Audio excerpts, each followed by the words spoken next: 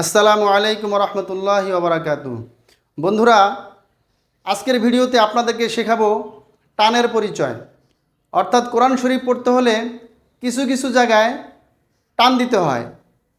কোন কোন জায়গায় টান দেওয়া প্রয়োজন সেগুলো আপনাদেরকে এখন শেখাবো। সকলে লক্ষ্য করুন, যেমন আমি বা দিয়ে দেখাইলাম, বার পাশে এটা কিন্তু খালি আলিফ, আর এটা হচ্ছে জবর। এই জবরজের পেশের পরিচয় কিন্তু আমি আগেই আপনাদেরকে দিয়েছি। এটা হচ্ছে বা, এটা হচ্ছে পেশ, এটা কিন্তু আমার জজম ওয়ার উপরে।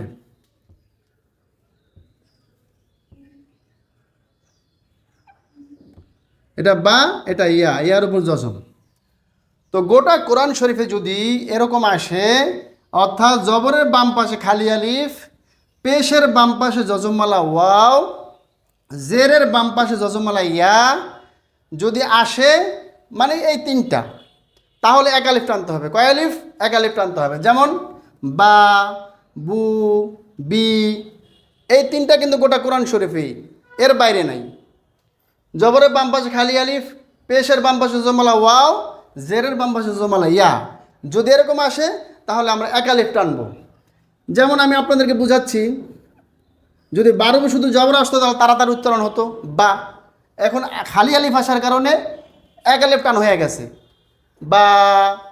আর যদি খালি আলিফ না আসতো তাহলে তাড়াতাড়ি উচ্চারণ হতো বা। ঠিক এরকমভাবেই যদি বারবে শুধু পেশ আসতো তাহলে শুধু তাড়াতাড়ি উচ্চারণ হতো বু। এখন ওয়াও আসার কারণে এক আলিফ টান হয়ে গেছে বু। বান নিচে জের আসলে তাড়াতাড়ি টান বি, ওই হরকতের পরিচয় বা, বু, বি। এখন বার সামনে খালি আলিফ, পেশের সামনে ওয়াও, জেরের সামনে ইয়া আসার কারণে এক আলিফ টান হয়ে গেছে। হ্যাঁ, এরকম যেখানে কোরআন শরীফের যেখানে এরকম আসবে আমরা এক আলিফ টান দিয়ে পড়বো ইনশাল্লাহ। তো এই এক আলিফ টান আর এক সুরতেও হয়, সেই সুরতটা আপনাদেরকে দেখাচ্ছি, সেই পদ্ধতিটা আপনাদেরকে দেখাচ্ছি। যদি আরবি 29-এর যে কোনো হরফের উপরে যদি এরকম খাড়া জবর আসে, এরকম খাড়া জের আসে, এরকম উল্টা পেশ আসে, এটা হচ্ছে ভাও পেশ, এটা হলো উল্টা পেশ। এটা হলো জবর, এটা হলো খাড়া জবর। এটা হলো জের, এটা হলো খাড়া জের। যদি খাড়া জবর খাড়া জের উল্টা পেশ আসে, তাহলেও এক আলিফ টানতে হবে। বা, বি, বু, বা, বি, বু, এরকম এক আলিফ টান হবে। এই সেম এরকম বা, বু, বি। অথবা এটা এখানে নিয়ে আসি, তাহলে ধারাবাহিকটা সুন্দর হবে। এই বা, বু, বি, বা, বু, বি। আর এটা কিন্তু হরকত, এক জবর এক জের এক পেশ, এটা হরকত, এখানে টান হবে না।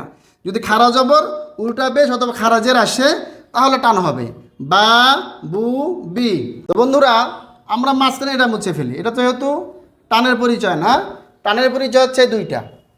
কোরআন শরীফের যেখানেই এরকম জবরের বাম পাশে খালি আলিফ দেখবো, পেশের বাম পাশে জজমালা ওয়াও দেখবো, জেরের বাম পাশে জজমালা ইয়া দেখবো, সেখানে এক আলিফ টান দেবো। কোরআন শরীফের যেখানেই আমরা যেই হরফের উপরেই আমরা খাড়া জবর উল্টা পেশ আর খাড়া জের দেখবো, সেখানে আমরা এক আলিফ টান দেবো। এটা শুধু বায়ের ক্ষেত্রে না, এটা আরবি 29টা হরফের ক্ষেত্রে। আমি শুধু বা দিয়ে দেখাইলাম। তো বন্ধুরা, আমরা শিখলাম যে কোথায় টান দিতে হয়। এখন জবর এটা ওয়াও আসছে, এটা ইয়া আসছে। তো অনুরূপভাবে যদি জবরের বাম পাশে জজমালা ওয়াও আসে, এটা হলো পেশের বাম পাশে জজমালা ওয়া আসলে এক আলিফ টান। আর যদি জবরের বাম পাশে জজমালা ওয়াও আসে তাহলে তাড়াতাড়ি পড়তে হবে বাউ।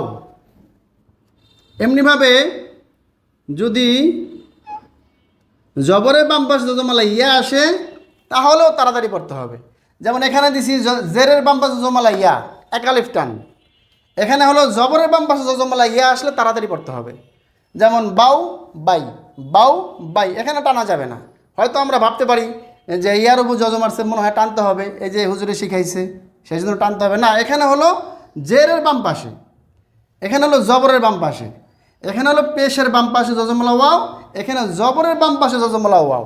এই দুইটা সূত্র আমাদের মনে থাকলে আমাদের পড়তে সহজ হয়ে যাবে। বন্ধুরা, আরেকটু লক্ষ্য করি, আমরা এই টানের ক্ষেত্রের এই বা আলিফ জবর এই জিনিসটা মুছে ফেললাম, আমরা এই দুইটার দিকে একটু লক্ষ্য করি। এই দুইটার দিকে লক্ষ্য করি, যেমন বা ও পেশ আসলে এক আলিফ টান বু, আমরা যদি এটা মুছে দেই, পেশ মুছে দিয়ে শুধু জবর দিয়ে দেই, এখন আর টান হবে না। এখন বা ও জবর বাউ। আবার এই বা ইয়াজের বি, এখানে টান হবে। যদি এই জের মুছে আবার আমরা জবর লাগাই দেই, তাহলে এখানেও টান হবে না, এখানেও তাড়াতাড়ি হবে বাই, বাউ বাই। আমাদের লক্ষ্য রাখতে হবে যে কোথায় জবর আছে, কোথায় জের আছে, কোথায় পেশ আছে। এইগুলো লক্ষ্য করে যদি আমরা শিখতে পারি, তাহলে আমাদের শেখাটা সহজ হয়ে যাবে। তো ঠিক আছে বন্ধুরা, এই ছিল আমাদের টানের পরিচয়। এই টানের পরিচয়টা আপনারা যদি ভিডিও দেখে লিখে সুন্দরভাবে শেখার চেষ্টা করেন, তাহলে শিখতে পারবেন। তো বন্ধুরা, আমাদের পরবর্তী ভিডিওতে আপনাদের সাথে আমাদের দেখা হবে ইনশাল্লাহ।